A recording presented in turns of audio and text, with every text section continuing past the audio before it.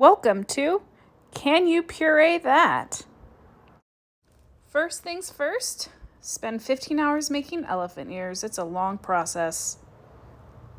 And here's where I get a little upset. There we go. And I hit my dough. Oh, it takes forever. But worth it. Next, you put the elephant ears in a small bowl. After that, pour milk in that bowl, enough to cover the elephant ears. Then you throw it all in your blender. And you blend. Now you regret everything you've ever done in your life.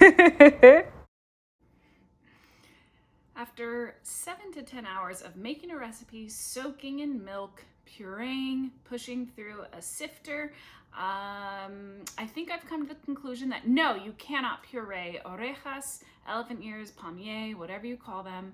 You cannot puree them. It ended up tasting like garbage. Well, it more tasted like milk, right? Because you had to add so much milk to try to puree it.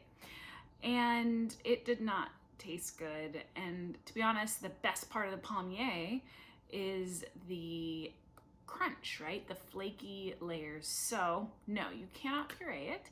And I think the moral of the story is eat as many as you can right now to make up for the days when you might not be able to do it in the future. So off to try something else.